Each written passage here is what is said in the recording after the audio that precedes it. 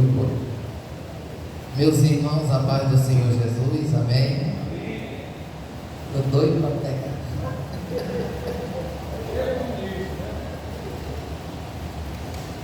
Louvamos a Deus pela iniciativa do nosso pastor presidente, por esse projeto maravilhoso, ensinar os obreiros a pregarem a palavra do Senhor Jesus. Meus irmãos presentes, abra sua Bíblia em Mateus capítulo 11, versículo 28, que diz: Vinde a mim, todos que estáis cansados e oprimidos, e eu vos aliviarei. Tomai sobre vós o meu jugo, e aprendei de mim, que sou manso e humilde de coração, e encontrareis descanso para a vossa alma. Porque o meu jugo é suave e o meu fardo é leve. O tema que eu quero tratar nessa oportunidade, nessa noite, é esse: descansando em Cristo. A época em que Jesus estava era uma época difícil. As pessoas viviam ansiosas, depressivas, angustiadas. Só mudou agora o endereço, mas o problema continua o mesmo. Mas segundo a palavra de Deus, tem algumas orientações que nós precisamos entender, compreender para descansarmos em Cristo. Em primeiro lugar, para descansar em Cristo é preciso primeiramente ir a Ele. O texto diz: vinde a mim, todos vós que estáis cansados e sobrecarregados, e eu vos aliviarei. Em Tiago capítulo 4, versículo 8 diz: chegai-vos a Deus, e Ele se chegará a vós. Limpai as mãos, pecadores, e vós de duplo ânimo, purificai o coração. Tem que ir a Cristo. O que mais tem te impedido de ir a Jesus? Primeiro, que eu coloquei aqui, falta de tempo. É uma desculpa, falta de tempo. Eu tive pesquisando, um dia tem 1440 minutos. Se você tirar 40 minutos para buscar a Deus em oração e leitura da palavra, ainda vai sobrar 1400 minutos para você gastar com outras coisas. E muitas vezes nós não praticamos isso. Só 40 minutos.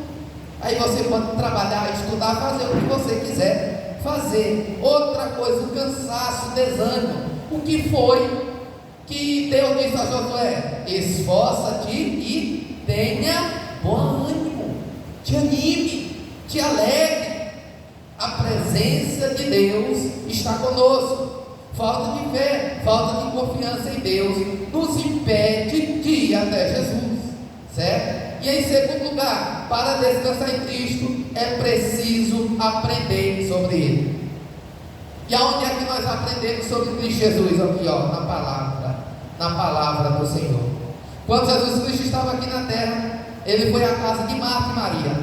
Marta estava ali ansiosa, distraída com muitas coisas. Marta estava ocupada com o que fazer por lá. Mas Maria, Jesus Cristo disse, escolheu o quê? A boa parte. Maria estava aos pés do Senhor Jesus, ouvindo a sua palavra. Aí Marta disse: Senhor, não te importuno dela estar aí fazendo isso, que eu tenho muita coisa. O que Jesus Cristo disse? Marta, Marta, estás ansiosa com muitas coisas, mas Maria escolheu a boa parte. Por isso, meus irmãos, precisamos aprender, estar aos pés do Senhor Jesus, na meditação da palavra e na oração, para poder descansar. Por quê, meus irmãos? O Vitor falou aqui: em Cristo Jesus nós encontramos paz, em Cristo Jesus nós encontramos descanso, em Cristo Jesus nós encontramos alegria. Aprendendo de Cristo na sua palavra, nós somos abençoados. E em Mateus capítulo 22, versículo 29 diz: Jesus, porém, respondendo, disse: errai, não conhecendo as Escrituras, nem o poder de Deus. Por isso há necessidade de conhecer as Escrituras, o poder de Deus, se fortalecer na presença do Senhor Jesus. E para encerrar, terceiro tópico: para descansar em Cristo é preciso pôr em prática os seus ensinamentos e confiar nele. E eu abro aqui a nossa Bíblia em Lucas capítulo 6, versículo 47, 48 e 49, que diz: qualquer que venha a mim e ouva minhas palavras e as observa, eu vos mostrarei a quem é semelhante. Olha o versículo 48, olha atenção. É semelhante ao homem que edificou uma casa e cavou e abriu bem fundo. Está vendo aí como é lindo? Cavou e abriu bem fundo e pôs os alicerces sobre a rocha. E vindo a enchente, bateu com ímpeto a corrente naquela casa e não a pôde abalar, porque estava fundada na rocha. Cavou bem fundo, profundo. Sabe qual é o problema da nossa geração? Nosso pastor prega aqui: a superficialidade. Não se aprofunda nas coisas de Deus, não tem tempo para Deus. Mas eu repito, 1440 minutos no dia, você tirando 40 minutos para Deus, você vai sair fortalecido, você vai cavar bem fundo o seu lar, sua casa, e vai ser edificado em Cristo Jesus, o nosso Senhor. Mas ele diz também: mas o que ouve e não pratica, não descansa no Senhor. Porque é semelhante ao homem que edificou uma casa sobre a areia, sem alicerce, na qual bateu com ímpeto a corrente, logo caiu, e foi grande a ruína daquela casa. Era superficial, estava sobre a areia. Entendeu, meus irmãos? Para concluir, conclusão: você precisa de descanso e alívio? Quer uma vida com a bênção de Deus? Está disposto a Ele, a aprender com Jesus e praticar o que Ele ensinou? Fique essa reflexão para a tua vida. Amém.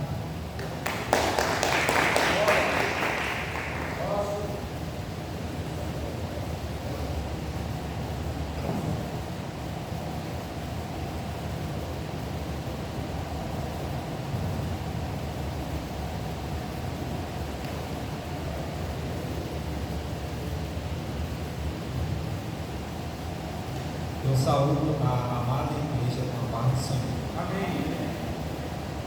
Meus irmãos e irmãs, vamos ler em Jeremias 29, o versículo 12. Mas antes de ler, eu gostaria de deixar claro aqui, diante de Deus, diante do pastor Freitas e todos aqui presentes, da minha gratidão por estar participando desse treinamento de obreiros. Também pela oportunidade de estar aqui nesse público pela primeira vez, e creio que é a primeira vez de muitas, né? E o tema dessa minha oportunidade é oração, certo? Vamos lá.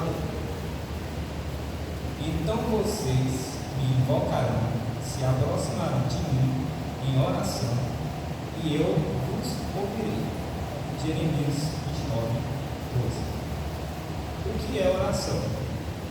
Oração é a atitude que nós temos de conversar com o Senhor, é uma oportunidade que temos de estar em comunhão com Ele, é uma das principais formas que temos de ter intimidade com o Senhor das nossas vidas.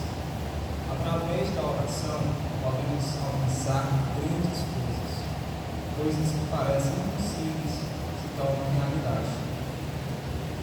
Algo que não pode faltar, meus amados, em nossas orações é fé. E eu vou dizer algo a vocês que nós já ouvimos muito, já falamos muito. Sem fé é impossível agradar ao Senhor. É isso. Então, seja onde você estiver orando, em casa, no trabalho, faculdade, na igreja, não permita que em sua oração falte fé, porque a fé você tem naquele momento em que você está falando para Deus, a própria fé que você tem no Senhor pode fazer com que você alcance os desejos apresentados em sua oração, certo? Deus é o poder que há atrás da oração, por trás dela. Sem oração, aliás, sem Deus, não há poder na oração, certo? A oração, ela tem poder para libertar, curar, salvar, tem poder para fazer com que algo que está acontecendo na sua vida, que você não está se sentindo feliz, ou então algo acontecendo na vida de uma pessoa próxima a você, que você vê que a pessoa está sofrendo, a oração que você pode fazer pela vida dessa pessoa pode fazer com que aquela realidade não mude, certo? Eu vou citar agora um exemplo de oração, um exemplo bíblico, que é a história de Ana, irmã de Samuel. Ana foi uma mulher estéril, ela não podia ter filhos, e Penina, esposa de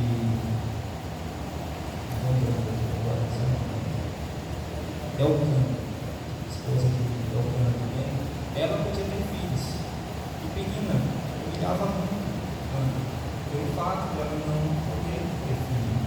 E em um momento de profunda angústia, Ana se voltou ao Senhor, Ana orou, Ana foi atrás de algo que ela sonhava, que ela esperava muito, que era ter um filho, um varão. E eu gostaria de ler aqui, em 1 Samuel, os versículos 10 e 11, do capítulo 1. Ana estava muito angustiada e chorava sem parar enquanto orava ao Senhor. Então fez o seguinte voto: O Senhor dos Exércitos, ó Senhor dos Exércitos, se olhares com atenção para o sofrimento de tua serva, se responderes à minha oração e me deres um filho, eu o dedicarei para sempre ao Senhor, e o cabelo dele nunca será cortado. Então o Senhor ouviu a oração de Ana, permitiu que ela pudesse ter um filho, Samuel, cumpriu com a palavra que ela teve com o Senhor, e ela se alegrou bastante, e Deus ainda abençoou ela com outros filhos. É isso. Louvado seja o nome do Senhor. E agora eu vou citar um exemplo pessoal de oração. Vocês sabem, pelo menos a maior parte aqui presente, que meus pais estão vindo comigo para a igreja, né? Mas há tempos atrás, era só eu indo para a igreja. Eu tinha o desejo de ver meus pais comigo. Como eles me levavam para missas ali na paróquia que tem no meu bairro, né? Eu já fui na paróquia muito tempo com os meus pais. Aí eu levava eles para todos, eles gostavam de ir, porém minha mãe, ela dizia que não iria aceitar Jesus, que não queria ser crente. Ela ia visitar as igrejas comigo, eu conseguia levar eles, mas ela tinha essa afirmação. Mas aí o que eu fiz? Eu fiquei orando e acreditando que Deus podia fazer na vida dos meus pais. E não somente na vida dos meus pais, meu irmão também. Meu irmão é outra pessoa que é difícil, mas para Deus não é possível. Então, meus pais começaram a vir para essa congregação, gostaram daquilo, até hoje continuam gostando, gostaram do pastor, Pedro, as pessoas aqui presentes também, e fico muito feliz, tá? E essa é um exemplo de oração que deu certo, um exemplo pessoal, né? E é isso, meus amados, que a gente vem acreditar no poder da oração.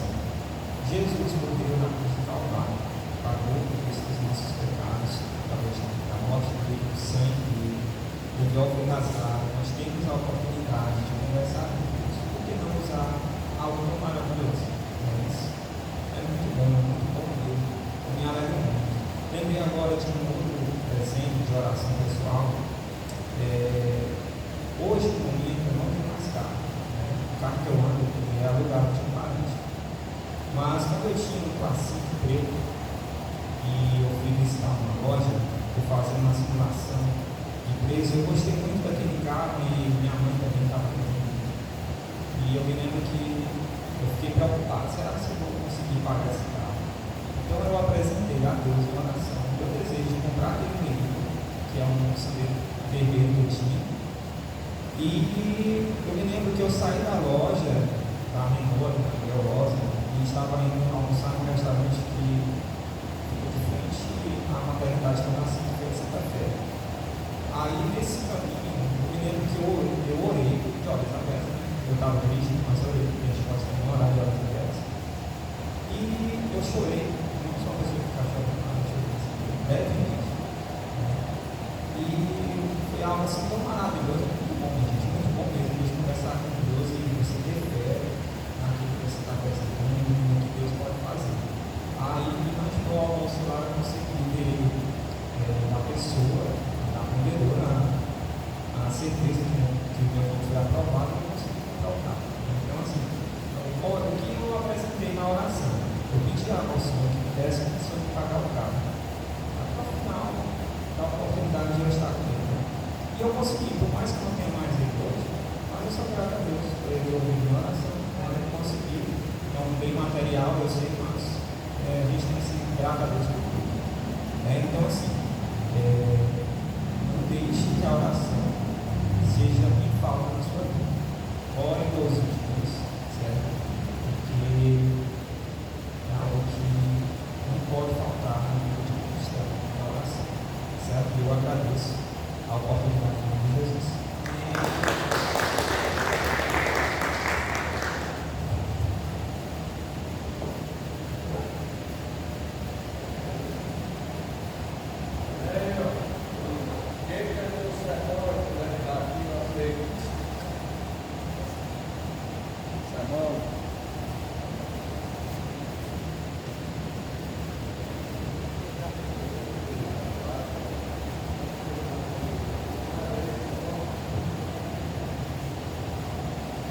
Paz, Senhor igreja. Agradeço a Deus por essa oportunidade. E louvo ao Senhor, nosso pastor presidente, por essa iniciativa, de nos capacitar para que possamos levar o hino do Senhor. Eu quero falar hoje, eu poderia falar do poder da fé, poder do amor, poder da palavra. Mas como professor, eu vou falar sobre missões. Por que devemos fazer missões? Porque missões está no coração de Deus. E por que não está em nossos corações também? Não está. É verdade? Aqui eu vou falar de um Deus que salva, de um Deus que cura, de um Deus que levanta, de um Deus que supra, de um Deus que tira a ansiedade. Aí vamos falar um pouco sobre missões. E se pode fazer missões de qualquer jeito? Não. Existem 3 pilares para que possa ser feito missões. Primeiro, os pés que vão, os joelhos que oram e as mãos que contribuem.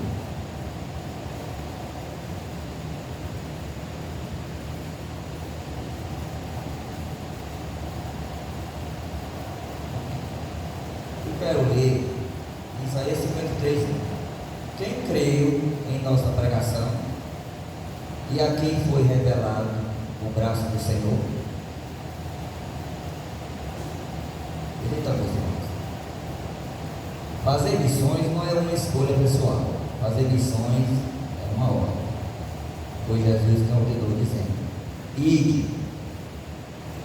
Então, que devemos abraçar o orgulho e desejo de fazer missões. Desde o início da história da humanidade, Deus criou o homem para abençoar e ser bênção. E quando podemos abençoar? Quando fazemos missões. Estamos abençoando a outros com o poder transformador da palavra de Deus. Podemos fazer missões de muitas formas, seja levando o evangelho da salvação, orando por nosso missionário, ou mesmo o sustento da obra missionária. Jesus ordenou à igreja, antes de subir aos céus, para que fosse ao mundo e pregasse o Evangelho a toda criatura. Ele não fez um convite, um pedido. Podemos conferir em Marcos 16:15. Ide por todo o mundo e pregar o Evangelho a toda criatura. Mas a gente vê que a palavra de Deus, que sempre missões esteve no coração de Deus. Quem devemos seguir como exemplo? Pode ser Isaías do Velho Testamento, poderia ser João Batista do Novo, poderia ser o apóstolo Paulo, ou mesmo o apóstolo João, que em Atos 2, a partir do derramamento do Espírito Santo, no dia da inauguração da igreja, Pedro fez sua primeira pregação e trouxe 3.000 almas para Jesus. Mas o nosso maior exemplo é o próprio Jesus, que pregava e ensinava. Eu sei que temos dificuldade em evangelizar, mesmo tendo nas mãos ferramentas fáceis, de fácil alcance, como as mídias sociais. Então, meus irmãos, o que é bom deve ser compartilhado. E só através da ação missionária podemos fazer o Evangelho de Cristo sendo notório, sendo revelado. Perder muito tempo em coisas vãs, coisas que não edificam. Mas na hora de fazer missões, de evangelizar, sempre tem uma desculpa a dar. Não temos tempo, estamos doentes, cansados, e sempre botando dificuldade. Aí, somos tímidos e não temos o mesmo empenho e disposição. Quando aceitamos Jesus Cristo, ficamos com o nosso coração cheio de felicidade no primeiro momento. Queremos que todos vejam e falamos com entusiasmo da transformação que sentimos ao viver essa experiência.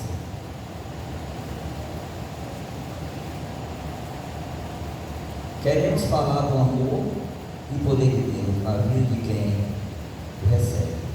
Desejamos alcançar almas para o reino, só que, com o tempo, um de nós não buscamos intimidade com o Deus que servimos. E com isso vem o esfriamento. Deixamos então de fazer a mais importante, a missão a qual fomos ordenados. Em Romanos capítulo 10, versículo 14 e 15. Como, pois, invocarão aquele em quem não creram? E como crerão naquele de quem não ouviram? E como ouvirão, se não há quem pregue? E como pregarão, se não forem enviados? Como está escrito, quão formosos os pés dos que anunciam o Evangelho de paz, dos que traz alegres novas de boas coisas. Jesus diz que a seara está madura, mas os ceifeiros são poucos. Portanto, o mundo precisa de pessoas que comprometam com Deus em pregar e anunciar as boas novas de salvação.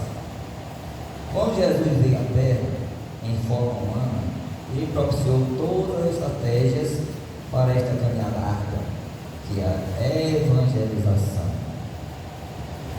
E como fazer para vencer? Também nos deixou uma palavra de esperança, que está em Mateus capítulo 28, versículo 20. E eis que estou convosco todos os dias até a consumação dos séculos. Então nós não estamos sozinhos. Deus está conosco. Essa grande empreitada. É só confiar.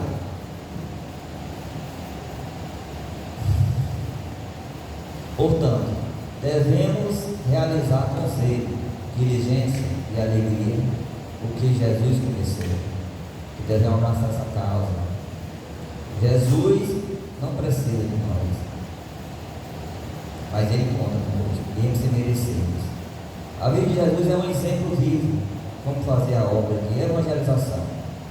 Jesus pegou em cidades, aldeias, incansavelmente, para levar ao arrependimento.